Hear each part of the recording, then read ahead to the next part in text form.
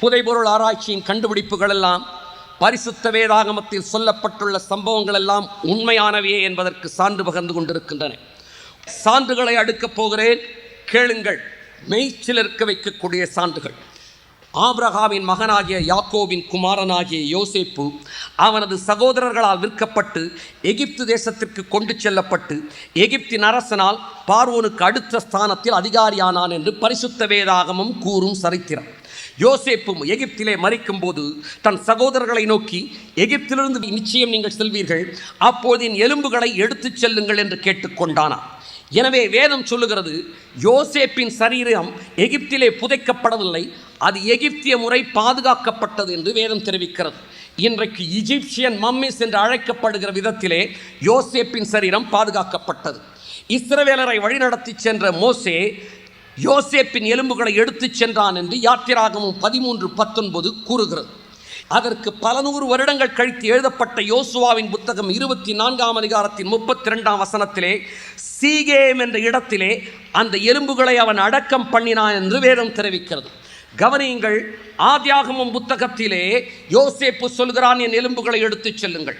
யாத்திராகமம் புத்தகத்திலே எலும்புகள் எடுத்துச் செல்லப்பட்டன என்று சொல்லப்பட்டிருக்கிறது. அதற்கு பல நூறு வருடங்கள் கழித்து எழுதப்பட்ட யோசுவாவின் புத்தகத்திலே எலும்புகள் எங்கு அடக்கம் பண்ணப்பட்டன என்று தெரிவிக்கப்படுகிறது. பல நூறு வருடங்களுக்கு இடையே எழுதப்பட்ட இந்த வெவ்வேறு புத்தகங்களில் இந்த கருத்து தொடர்பு இருக்கிறதே, இதை அறிஞர்கள் இன்டர்னல் எவிடன்ஸ் என்று அழைப்பார்கள். பல நூறு வருடங்களுக்கு இடையிலே எழுதப்பட்ட புத்தகங்களில் ஒரு கருத்து தொடர்பு இருப்பதற்கு காரணம் என்ன? 66 புத்தகங்களை கொண்ட ஒரு நூலகம் தான் பரிசுத்த வேதாகமம். தேவன் உங்கள் கையிலும் என் கையிலும் கொடுத்திருப்பது ஒரு நூல் அல்ல, ஒரு நூலகம். 66 புத்தகங்கள் 1500 ஆண்டுகள் இடைவெளியில் எழுதப்பட்டவை, 40 சந்ததிகளின் காலத்தில் எழுதப்பட்டவை. ஆனால் இந்த 66 புத்தகங்களுக்கு இடையே ஒரு கருத்து தொடர்ச்சி இருக்கிறது. ஆதியாகமத்தில் எலும்புகளை எடுத்துச் செல்லுங்கள் என்று யோசேப்பு கேட்டுக்கொண்டான். யாத்திராகமத்தில் எடுத்துச் சென்றார்கள் என்று பல நூறு வருடங்கள் கழித்து எழுதப்பட்டிருக்கிறது. இன்னும் பல நூறு வருடங்கள் கழித்து யோசுவாவின் புத்தகத்திலே அது அடக்கம் பண்ணப்பட்டது சீகேமிலே என்று சொல்லி வேதவசனம் தெரிவிக்கிறது.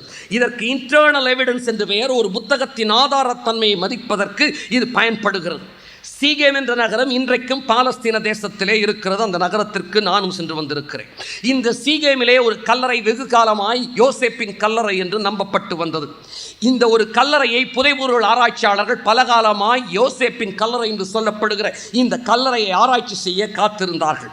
சமீபத்திலே இந்த கல்லறையை புதைபொருள் ஆராய்ச்சியாளர்கள் தோண்டி ஆராய்ச்சி செய்ய பார்த்தபோது வேதத்தின் சரித்திரத்திற்கு ஏற்ப எகிப்திய முறைப்படி பாதுகாக்கப்பட்ட ஒரு சரீரமும் எகிப்தின் ராஜாவிற்கு அடுத்த முதல் ஸ்தானத்தை வகிக்கின்ற அதிகாரியின் அடையாள வாளும் இருந்ததை கண்டுபிடித்தார்கள்.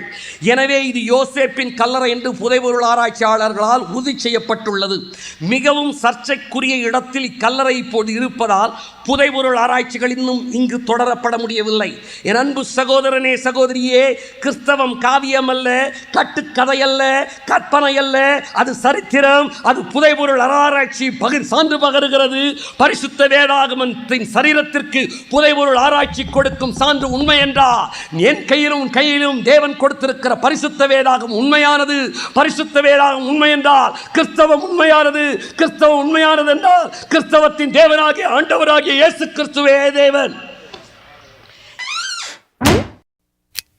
Please subscribe.